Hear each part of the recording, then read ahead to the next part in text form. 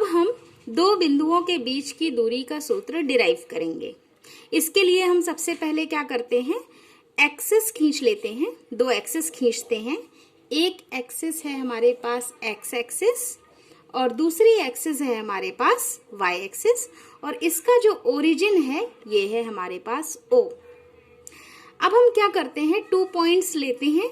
एक पॉइंट हमने ले लिया, दिस इज P, और इसके कोऑर्डिनेट हमने ले लिए x1 y1, और दूसरा पॉइंट हम लेते हैं Q और इसके कोऑर्डिनेट है हमारे पास x2 y2, और हमें इन दोनों के बीच की ये वाली दूरी जो है ये फाइंड आउट करनी है कि ये क्या होगी, इसका हम फॉर्मूला कैसे डिराइव करेंगे। तो हम सबसे पहले क्या करते हैं, पॉइंट P और पॉइंट Q से x एक्सिस पर परपेंडिकुलर ड्रॉ करते हैं, मींस लंब खींचते हैं। तो हमने सबसे पहले क्या किया, हमने एक लंब खींचा, इसका नाम हमने दिया M, जो x एक्सिस पे मीट करता है दैट पॉइंट इज M, और फिर Q से हमने एक परपेंडिकुलर ड्रॉ किया जो x एक्सिस पर n पॉइंट पर मीट करता है। सेम हम क्या करते हैं, P और Q से y एक्सिस पर लंब खींचते हैं।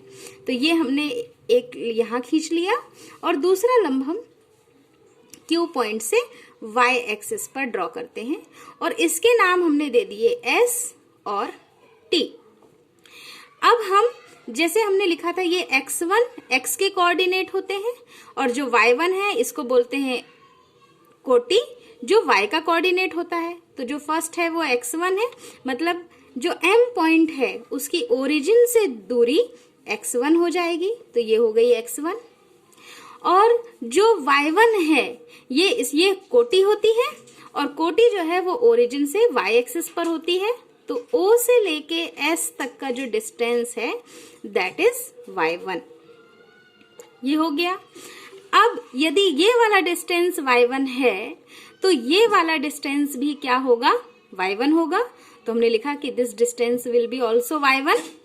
अब हम क्या करते हैं, P से एक पैरेलल लाइन खींचते हैं x एक्सिस के लिए। तो इसी लाइन को हमने आगे ड्रॉ किया, पैरेलल खींचा, जो हमको कहाँ मिला, तो हमने क्या क्या नाम दे दिए हैं, P Q बचा R, तो हम यहाँ R लिख देते हैं जो R पर मिलता है। अब इसके लिए हम देखते हैं कि Q पॉइंट के जो कोऑर्डिनेट्स हैं वो x2 y2 है। इसका मतलब है कि ये x एक्सिस पर है, इसको भुज बोलते हैं, और ये y एक्सिस पर है जिसको कोटि बोलते हैं। तो x एक्सिस पर हम ले लें x2 ओरिजिन से, तो n पॉइंट तक का जो डिस्टेंस है दैट इज x2, जो कहाँ पर है, n पॉइंट तक का डिस्टेंस है। और ऐसे ही ये जो y2 है ये ओरिजिन से t तक का डिस्टेंस है, y एक्सिस पर ये t तक का डिस्टेंस है, तो ये हो जाएगा हमारा y2। अब यदि ये पूरा y2 है तो ये वाली डिस्टेंस भी क्या होगी, ये वाली डिस्टेंस भी y2 हो जाएगी, ये डिस्टेंस भी हमारी y2 हो जाएगी। और अगर rn ये वाली डिस्टेंस, ये तीनों लाइंस पैरेलल है, 1 2 एंड 3, ये तीनों लाइंस पैरेलल हैं, तो अगर ये y1 है तो ये भी y1 होगी, और अगर ये y1 है तो n से लेके r तक का डिस्टेंस भी क्या होगा, y1 होगा। तो हमने यहां से लिखा ये r तक का जो डिस्टेंस है ये हमारे पास y1 हो गया। अब हम क्या करते हैं, यदि हमें ये वाला डिस्टेंस और ये वाला डिस्टेंस अगर हमें पता चल जाए तो हम यहाँ पर ये समकोण त्रिभुज बन जाएगा, और हम यहाँ पाइथागोरस थ्योरम लगा के ये डिस्टेंस मिल जाएगी, ये डिस्टेंस मिल जाएगी, तो हम पाइथागोरस थ्योरम लगा के इन दोनों P और Q के बीच की दूरी को फाइंड आउट कर लेंगे। तो अब हम ये वाला डिस्टेंस निकालने के लिए, मतलब कि हमको Mn का डिस्टेंस चाहिए, तो Mn का डिस्टेंस क्या हो जाएगा, ये पूरा कितना है x2, इस x2 में से अगर हम इस x1 को रिमूव कर दें, अलग कर दें, तो हमारे पास क्या बचेगा, x2 माइनस x1। तो हमने ये ले लिया, ये हो जाएगा x2 माइनस x1। तो ये डिस्टेंस अगर x2 माइनस x1 है तो ये वाली डिस्टेंस भी क्या हो जाएगी, ये वाली डिस्टेंस भी हो जाएगी x2 माइनस x1 हो जाएगी। अब सेम हम इसके लिए करते हैं, ये पूरा डिस्टेंस कितना है y2 और ये वाला डिस्टेंस कितना है y1। तो अगर हम इस y2 में से इस y1 को अलग कर दें तो ये वाला डिस्टेंस कितना बचेगा, तो ये डिस्टेंस हो जाएगा y2 माइनस y1। अब हमको सारी चीजें पता चल गई हैं कि ये वाला डिस्टेंस कितना है, x2 माइनस x1 है, और यहां से लेकर यहां तक का डिस्टेंस कितना है, ये है y2 माइनस y1। तो अब हम इस समकोण त्रिभुज के लिए पाइथागोरस थ्योरम लगा दें। तो पाइथागोरस थ्योरम क्या कहती है वो देख लेते हैं। तो पाइथागोरस थ्योरम कहती है कर्ण का स्क्वायर इज इक्वल्स टू होता है लंब का स्क्वायर धन आधार का स्क्वायर, ये होता है। तो कर्ण क्या है हमारे पास, पी क्यू, तो हमने लिखा पी क्यू का स्क्वायर इज इक्वल्स टू, इसमें से किसी को भी लंब मान सकते हैं और किसी को भी आधार मानते हैं।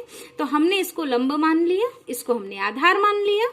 तो हम लिखेंगे यहाँ पर लंब का स्क्वायर लिखना है हमको, तो हमने लिखा x2 माइनस x1 का whole square plus y2 minus y1 का होल स्क्वायर। ठीक है, ये चीज समझ में आ गई।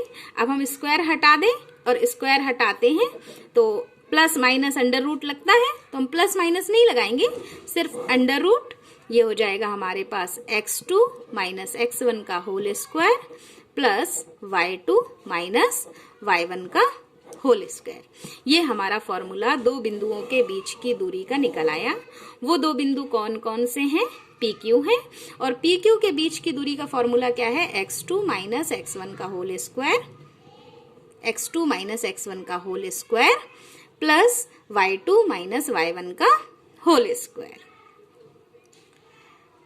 और डिस्टेंस में यहाँ हमने प्लस माइनस क्यों नहीं लिया है, क्योंकि ये हमें पता होना चाहिए कि जो डिस्टेंस है वो हमेशा प्लस में होती है, माइनस में नहीं होती है, इसलिए हमने सिर्फ प्लस में लिया है। Thank you.